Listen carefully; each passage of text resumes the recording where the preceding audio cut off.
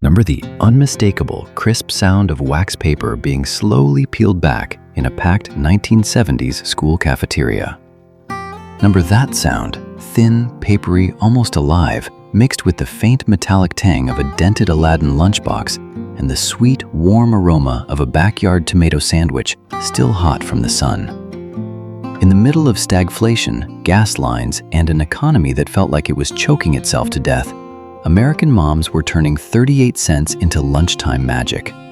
No recipe, no Instagram, just survival and love folded between two slices of Wonder Bread. Before those $15 artisanal deli wraps ever existed, a whole generation of moms fed the entire American schoolyard on a 38-cent budget and pure culinary genius. The modern convenience food industry has spent the last 50 years lying to you, trying to make you forget that a 6-cent sandwich actually tasted better than anything you can buy today.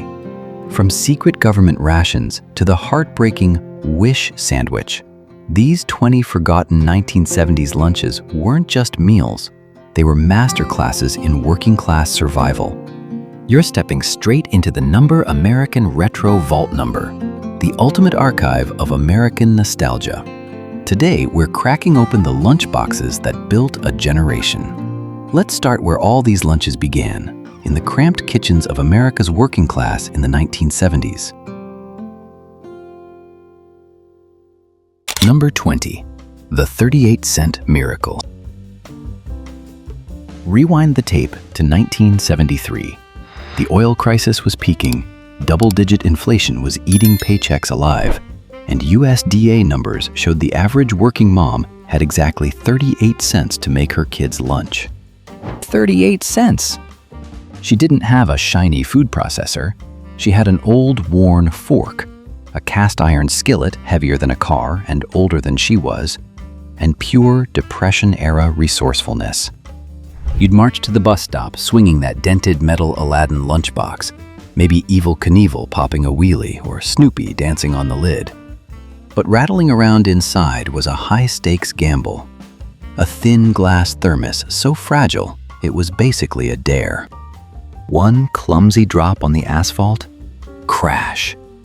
You'd smell the sour tragedy as your milk disappeared forever into the pavement. Today's parents lose their minds over perfectly temperature-controlled bento boxes. Us? We learned toughness from broken glass. And when you finally sat down and snapped that metal latch shut, that sharp, echoing click, it wasn't just metal. It was the undeniable sound of motherhood, packed with care on 38 cents. Number 19, mayonnaise and tomato sandwich, summer 6 cents. Remember those dog day August afternoons in 1974? Out in the backyard, the tangled vines finally surrendered to heavy fruit baked under the sun. We're not talking about those pale supermarket tomatoes ripened with ethylene gas you buy today.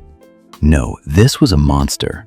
Thick-skinned, radiating afternoon heat, and bursting with juice like a sweet, tangy crime scene the second your teeth broke the skin.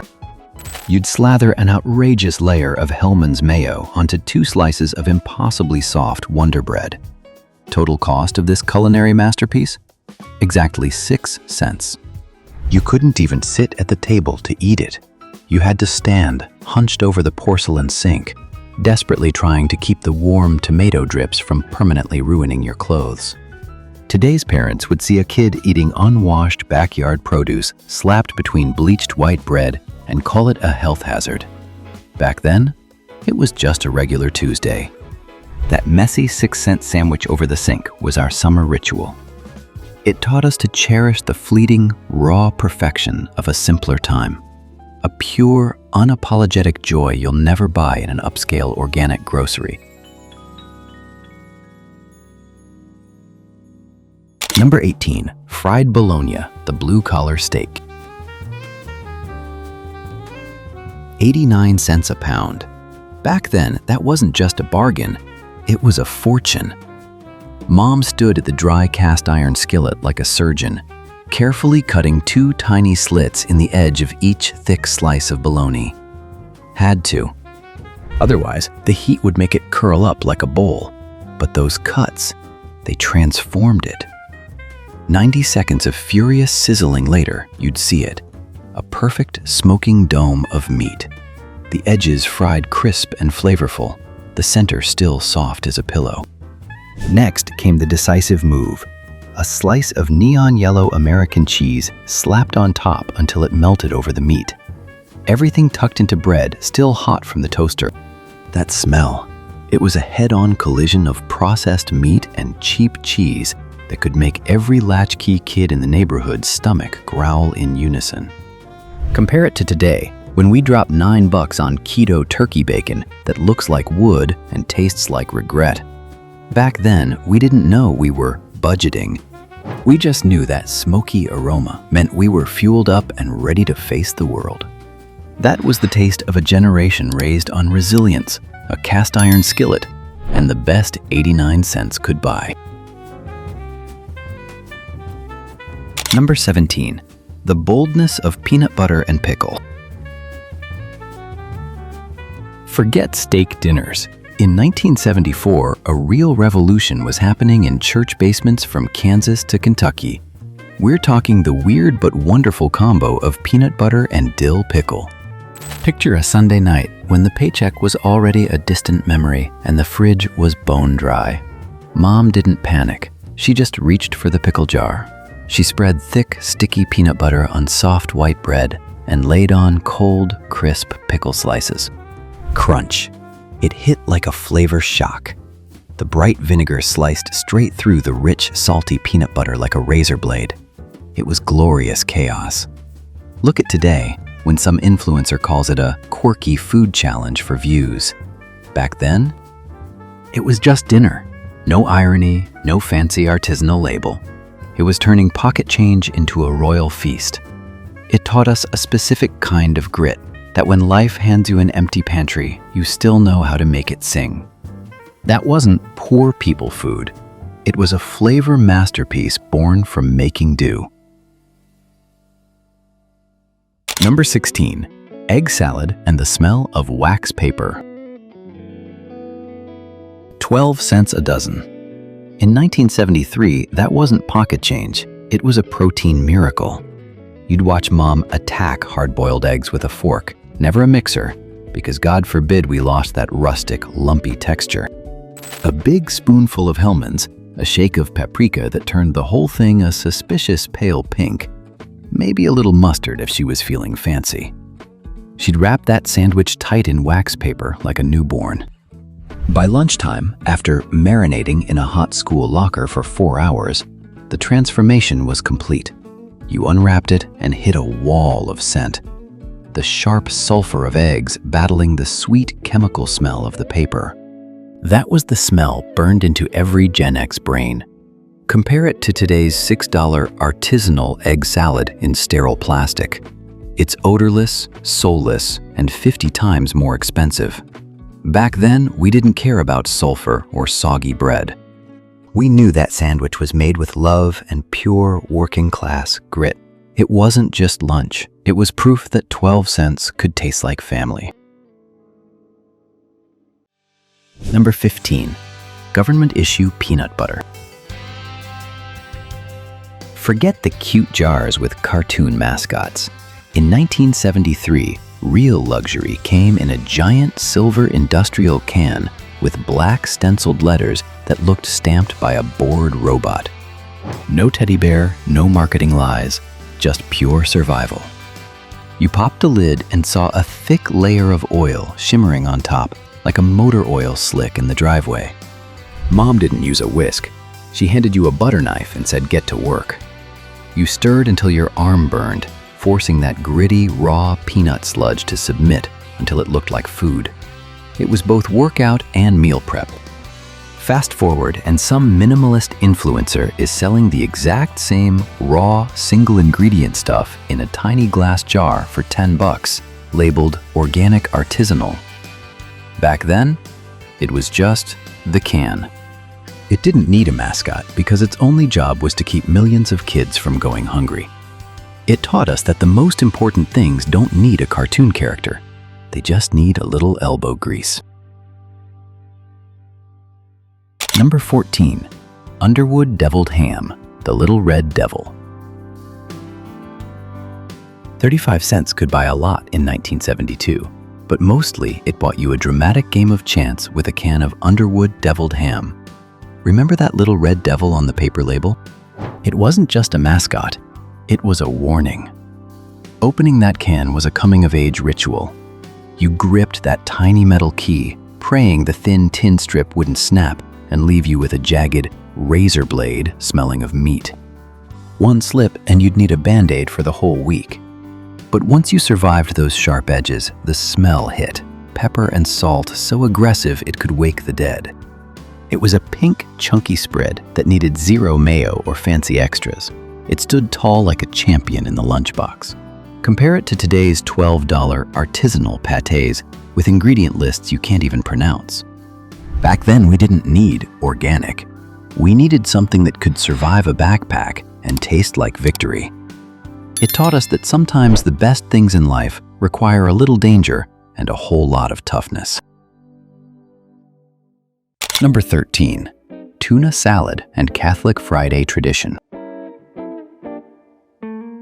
29 cents. In 1974, that was the price of a Dark Friday miracle. If you grew up Catholic, you knew the rules.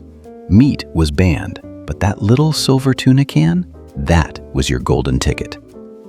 You'd hear the steady clack, clack, clack of the hand can opener, followed by the sharp metallic hiss as the lid popped.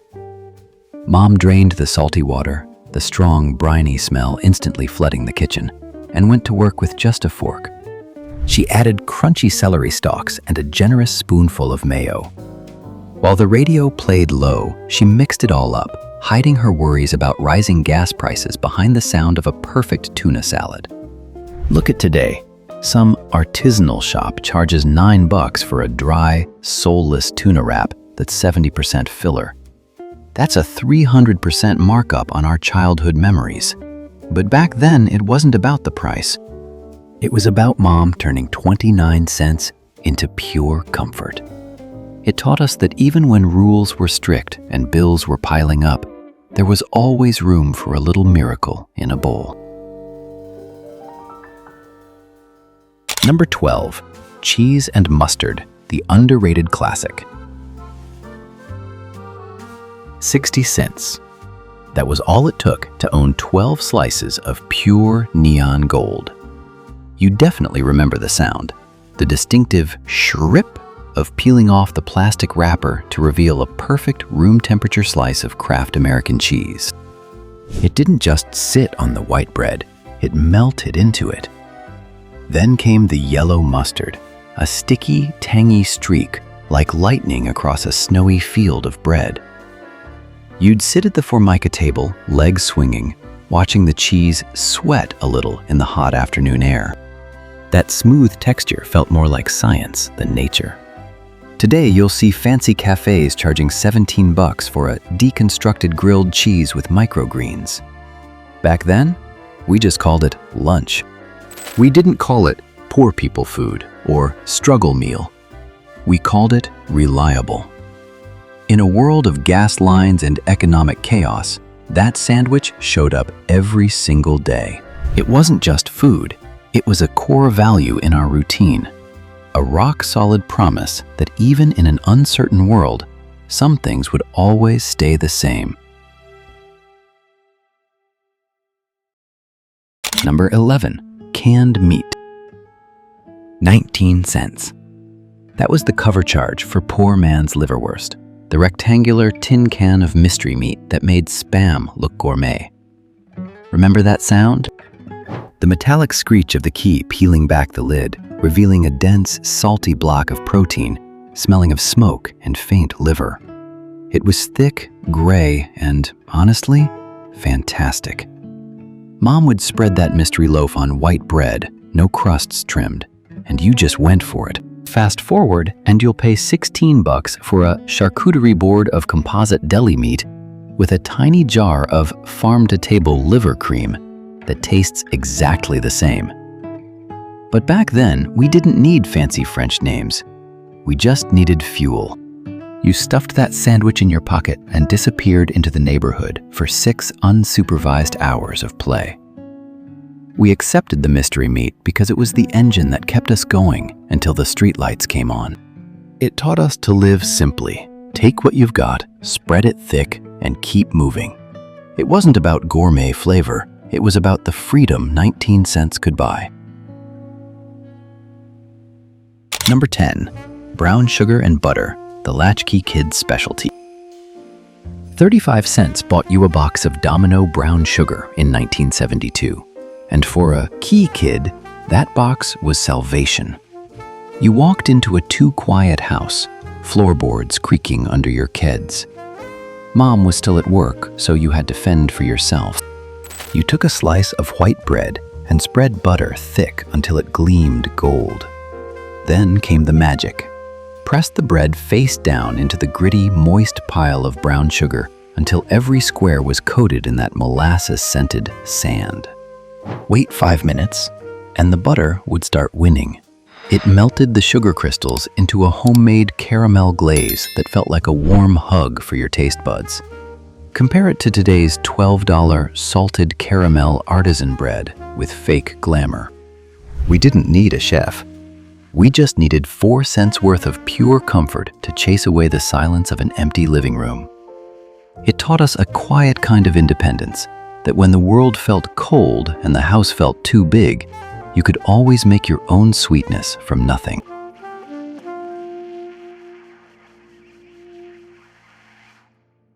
Number 9. Pimento Cheese.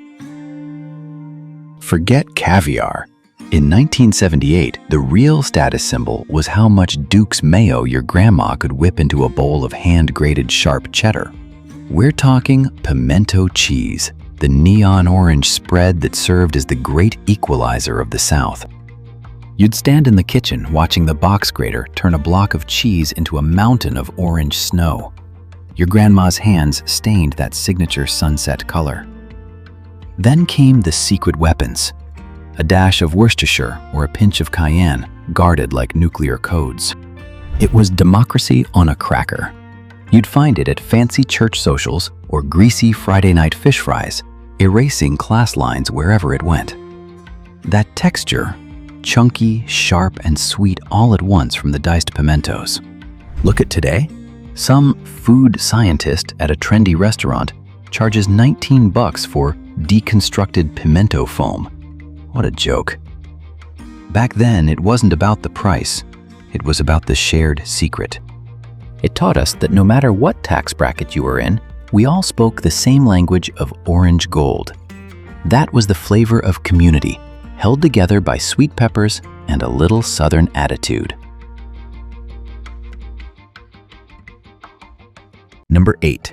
The Salmon Patty Deception. Open any ladies' club cookbook from 1965 to 1979, and you'll find the same secret campaign hidden between the pages. Mom would pop the lid on a 25-cent can of salmon, releasing a strong metallic blast of ocean that filled the linoleum kitchen. You hated fish, but she was a tactical genius. You'd hear the loud crunch, crunch, crunch of saltines being crushed into dust, bound together with a raw egg and that pink fish meat. When she dropped those patties into the screaming hot skillet, the alchemy began. The edges fried into a golden, craggy, crispy shell that completely hid their oceanic origins. Fast forward, and today's parents are dropping $30 on sustainably caught hand-formed salmon cakes and negotiating with toddlers just to get them to eat. Back then, no negotiations. We devoured those crispy patties, thinking we'd tricked Mom, completely unaware of the stealth omega-3s we were getting. It taught us that real culinary magic doesn't come from a Michelin star. It comes from a mother's endless, thrifty cleverness. Number 7. Liverwurst and the Death of a Tradition. The metal latch on a 1970s lunchbox snapped shut like a tiny guillotine, especially when you knew exactly what was waiting inside. It was the ultimate German-American protein bomb. Mom would take a dense slice of heavy rye bread, half a pound of bread, and slather it with bright yellow mustard. Then came the real troublemaker. Thick slices of raw onion piled sky high. You'd sit in the cafeteria, slowly peeling back the wax paper, and bam! That eye-watering, sharp, pungent smell hit the air and instantly drew stares from every kid clutching their safe, crustless peanut butter and jelly. Today, parents painstakingly pack odorless, organic turkey bento boxes and gluten-free crackers so nobody gets offended. It's completely sterile. But back then, this incredible sandwich died a slow, quiet death because we craved belonging. None of us wanted to be the smelly kid. We sacrificed it on the altar of schoolyard conformity. Looking back, we really lost something authentic when that lunch disappeared. It was cheap, insanely nutritious, and full of bold character. We traded a piece of our fearless heritage just to sit at the cool kids' table. And honestly, that's a tragedy.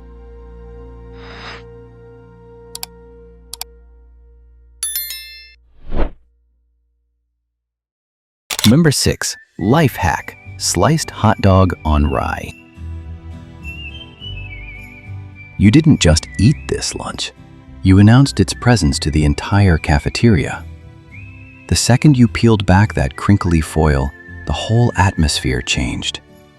It was a thick slice of dense rye bread, no apologies, slathered in bright yellow mustard, and piled high with thick raw onion slices. That was the ultimate German-American protein bomb. Opening it took courage. You'd sit there, eyes watering from the sharp onion, feeling the stares of other kids clutching their safe, crustless peanut butter sandwiches. Look at school cafeterias today. Everything is sterile, odorless pouch meals or bland quinoa bowls designed not to offend anyone. Back then, this sandwich died a quiet death simply because we wanted to fit in. None of us wanted to be exiled as the smelly kid. But looking back, we really lost something real when that lunch vanished. It was cheap, incredibly nutritious, and packed with working-class personality. We traded our bold, blue-collar heritage for the bland comfort of blending into the crowd. Number 5. Cold meatloaf, Sunday's gift. 65 cents a pound. That wasn't grocery money, it was a strategic investment. You'd watch Mom pull a big roast of beef out of the oven on Sunday, the outside crusted with salt and crackling from rendered fat. The whole house smelled incredible. But Sunday dinner was just the opening act. The real magic happened Monday morning. She'd take that leftover roast, now firm and ice cold from the fridge, and slice off a thick, hearty slab. Sandwiched between two slices of bread, it was a true sandwich monster.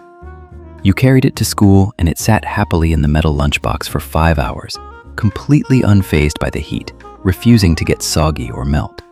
Compare it to today, parents dropping $15 on grass-fed, hand-sliced roast beef that turns into a soggy mess by second period. Back then, we didn't care about trendy labels. That cold, heavy slice of meatloaf tasted like pure victory because it didn't cost an extra dime. It taught us real resourcefulness. We learned that stretching one meal was how you beat the system. That's how a working-class family won the 1970s outright. Number 4. Peanut butter and banana, the working-class original. 15 cents a pound. That was the going rate for a bunch of bananas and the foundation for a true working-class masterpiece. Sure, the world today gives all the credit to Elvis, praising him as some kind of culinary visionary. But let's be clear, poor Southern families invented this long before he put on the sequin jumpsuit. The king just added a handful of bacon and paid a private chef to fry it. For the rest of us, the real magic happened in a crumpled brown paper bag. By the time the lunch bell finally rang, your sandwich had been sweating in the locker all morning. The fruit didn't just sit on the bread, it completely surrendered. It turned into a warm, sweet, creamy mess that fused powerfully with the thick, salty wall of peanut butter. Compare it to today's $14 sourdough, banana, walnut, and almond butter toast served on a wooden board at some trendy cafe. Exhausting. Back then, this wasn't a trendy lunch. It was pure survival dressed up as a treat. It taught us that real comfort doesn't need a royal budget. We took 15 cents and created a sticky, glorious victory to power us through the afternoon. We ate like kings, long before the king ever took his first bite. Number 3, olive loaf, the meat of aspiration. Another 15 cents per pound. That was exactly the price of dignity in the suburbs. While other kids were peeling open plain, uniform bologna slices, you pulled out the ultimate lunchbox flex, olive loaf. You remember staring at it, the pale pink processed meat studded boldly with bright green pimento olives staring back at you like little alien eyes. Mom tucked that fancy cold cut between 2 slices of white bread, and suddenly you felt like royalty.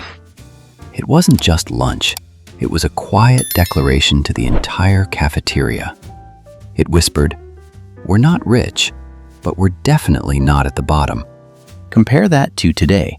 People casually drop $25 on a handcrafted charcuterie board with imported olive spread just to feel fancy on a random Tuesday. Overkill. Back then, we didn't need a rustic wooden board. That little 15-cent flex bought us pure, unadulterated dignity. It taught us that sometimes all it takes is a little salty, neon green luxury to hold your head high. Number 2, head cheese and sugar bread. Waste nothing. In the kitchens of Midwestern immigrant families, that wasn't an environmental trend, it was unbreakable law. You'd stare at a slice of head cheese, jiggly pork head aspic, quivering on the plate. It was gray, gelatinous, and tasted like pure, uncompromising survival. You choked it down because you knew what was coming next. The reward. When the bank account truly hit zero, Mom pulled out a survival trick from the 1932 Depression. A slice of white bread slathered in butter and sprinkled thick with cheap white sugar. You still feel that texture, right? The satisfying crunch of sugar crystals melting into the fat, coating your tongue in a cheap homemade glaze. Today, you'll drop $8 on a sugar flour brioche from some aesthetic bakery. But back then, that sugar bread was a life raft. It taught us that even when the world took every last penny, you could still scrape together a little pure, undeniable joy.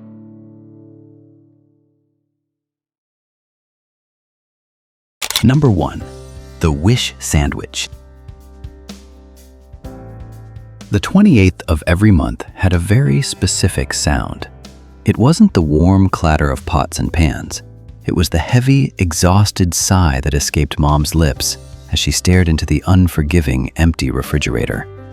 We weren't just eating empty slices of bread. We were chewing the harsh reality of a thin paycheck. You'd sit at the cracked linoleum table under the buzzing fluorescent light, watching her press 2 dry slices of white bread together. No mustard, no butter, no miracles left in the cupboard. Just the rough, powdery texture of bread sticking to the roof of your mouth. Today, health influencers happily fast for 3 days, drink $12 celery juice, and call it soul cleansing. They pay for the privilege of an empty stomach. Back then, eating that dry bread was a painful, silent lesson in empathy. You chewed it quietly, without complaint, because you understood, deep down and instinctively, that love didn't always come with meat. It was the ultimate sacrifice, swallowed dry. And yet, somehow, nourished only by that empty bread and Mom's quiet strength, you still grew up incredibly tough. Look, the 1970s weren't perfect. We drank from the garden hose, rode in cars without seatbelts, and survived lunches that would give modern food safety inspectors a heart attack. But those 38-cent miracles taught us something the bubble wrap generation never learned: resourcefulness, gratitude, and the taste of being deeply, quietly loved by someone stretching every penny until it screamed. Those lunches built character in a way that a $15 avocado toast never could. So confess in the comments right now, what was your mom's most desperate or most beloved sandwich? Fried bologna? Egg salad that made the whole locker smell?